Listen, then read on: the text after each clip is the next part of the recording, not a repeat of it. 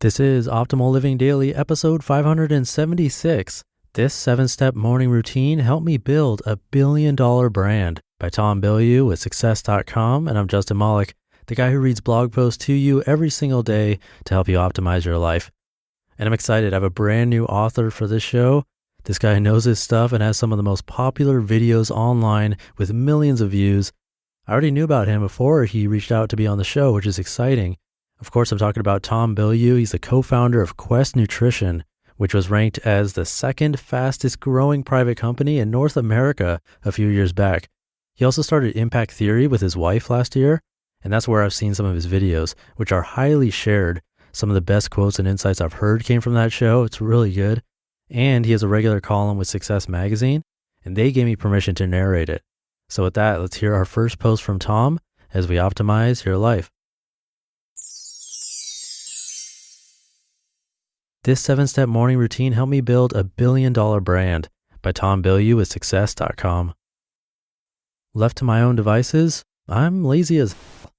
During one period of my life, I would stay in bed for hours in the morning because I was too cold and lazy to get up and put a sweatshirt on.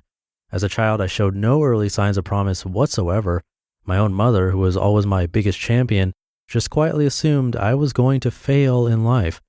And yet today, I'm a successful entrepreneur who co-founded the company Quest Nutrition, which was valued at over $1 billion. And I've since gone on to found Impact Theory, a company whose content, when combined with my past show Inside Quest, has been viewed more than 165 million times. So how did a lazy kid who showed no early promise defy the odds and go on to be successful? The first step was rebuilding my identity by moving from a fixed to a growth mindset. Once I stopped caring about being right and started caring only about finding the correct answer faster than anyone else, I was able to build a foundation for unlimited growth. With that foundation, another key component to my success became how I used my time, particularly the morning hours. Here are the habits I practiced then and still practice today to get my mind right every day for the full contact sport of entrepreneurship. Number 1, sleep. My morning routine actually starts the evening before. I haven't used an alarm clock to wake up, with the occasional exception, in more than a decade. You need a certain amount of sleep, and if you don't get it, your performance begins to decline, so much so that you can actually measure the decline on a test of cognitive ability. So, step number 1 is to treat sleep as one of the most important things you're going to do all day. If you need to go to bed at 8 p.m. to get all the sleep you need, then go to bed at 8 p.m. I get up naturally anywhere from 3 to 4 a.m., so getting to bed early is absolutely imperative. Number 2, work out the body. Once I wake up, I use the very act of waking up as the trigger that reminds me to work out. I work out 5 days a week, but I'm not one of those guys who loves going to the gym. But I get up, roll out of bed, and go straight to the gym anyway. I'm fortunate to have a gym in my house, so the lapsed time from wake up to workout is only about 10 minutes. Developing discipline is one of the most critical things you need to be successful. Being successful comes with a litany of things that you're not going to want to do, but you're going to have to do them anyway. You're going to have to push yourself even when every fiber of your being is telling you to quit. You're going to have to get out of bed when you'd rather just lie there. You're going to have to work on that Saturday when your friends are out partying. You're going to have to grind when you'd rather be playing video games or watching Netflix. Discipline is going to be the thing that allows you to do that. But you need an area that allows you to train that discipline. For me, that's the gym, and that's a big part of the reason that I work out, to strengthen my discipline and gain credibility with myself by showing up and putting in the work on something that offers me no intrinsic pleasure. Number 3, exercise the mind. It's not enough to exercise the body, you also have to exercise the mind. In fact, to me, the body is but a reflection of the mind. Right after I finish working out, I meditate. The reason I meditate is to strengthen my ability to focus and to learn how to rapidly calm my mind. We live in a fast-paced world with tons of anxiety and distractions. We celebrate the ability to speed up our minds and our lives, but it is absolutely essential to learn to consciously slow them down as well. It's equally important to learn how to calm yourself, and you need to cultivate that ability. How long I meditate depends on how stressed or anxious I am, but it's usually about 20 or 30 minutes. I use a just breathe technique where I try to quiet my mind and simply breathe. When I first started meditating, I had to coax myself into doing 5 or 10 minutes. Now I love the feeling so much, I usually go until my legs start to fall asleep from sitting cross-legged. Number 4, thinkitate. One of the most beautiful things about meditating is that it puts your brain into an alpha wave state. This is considered to be the most creative of brain states, and that's certainly how it feels for me. So once I finished meditating, before the alpha wave state wears off and I return to my normal life, I stop trying to quiet my mind and instead set it to dealing with one of my most challenging problems. I call this process thinkitating. I find this to be a powerful strategy because when I'm in this state of mind, I notice I make more unique and novel connections, allowing me to identify some pretty creative solutions to problems that otherwise seemed intractable. Number 5, read. I try to read every day. I believe the most important math equation is I equals IO. Ideas in equals ideas out. Pretty much all of my time is accounted for every day, so I've had to find ways to ensure that I get time to read. One of those ways is to read in what I call the transitional moments, brushing my teeth, getting dressed, cooking food, etc. One of the most opportune moments for me is when I walk my dogs. It's a solid 30 minutes of time that I usually follow by my first meal of the day. That gives me a good 45 to 60 minutes of uninterrupted daily reading time. That's in addition to all of the sneaky little moments that I catch whenever possible, because I like to set aside time to really sink in and read too.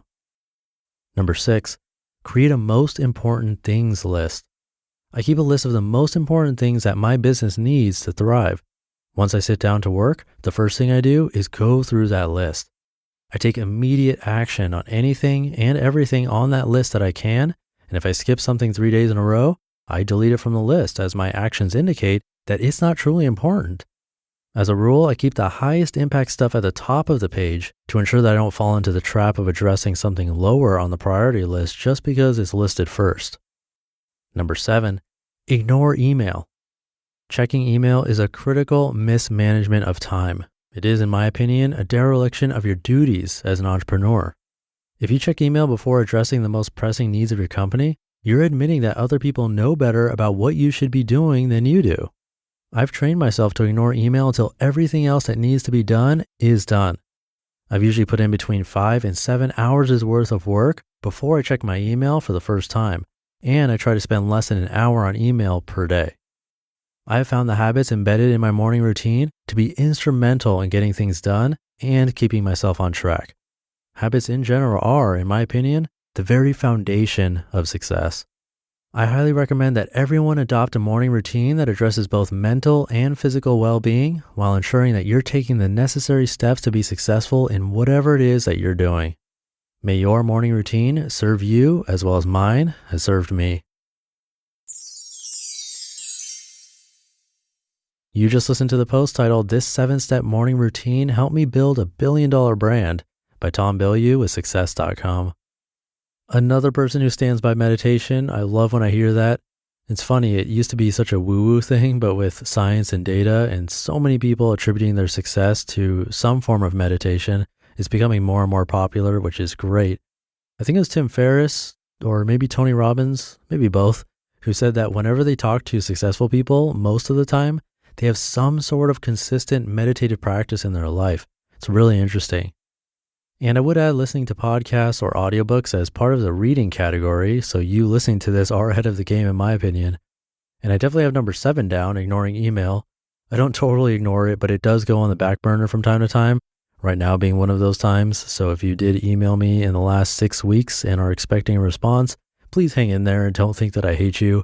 I don't. I really appreciate you being here and listening every day. Anyway, do check out Tom. You can check out impacttheory.com. That's linked in this episode's description, along with the original article. And I think that'll do it for today. Have a great Sunday and start to your new week. I'll be back tomorrow for Minimalist Monday. So I'll see you there, where your optimal life awaits. Hey, this is Dan from the Optimal Finance Daily podcast, which is a lot like this show, except more focused on personal finance. Justin handpicks the best posts he can find from blogs and authors like Ramit Sethi, Mr. Money Mustache, and more, and I read them to you 5 days a week. So if you enjoy this podcast, come on over and subscribe to Optimal Finance Daily too.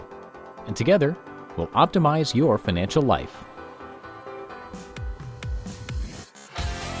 You've been listening to Optimal Living Daily. Be sure to hit the subscribe button to stay up to date on each new episode and head to oldpodcast.com. That's OLDpodcast.com for a free gift as well as more actionable tips and resources to help you maximize your potential. Thanks for joining us, and remember, your optimal life awaits.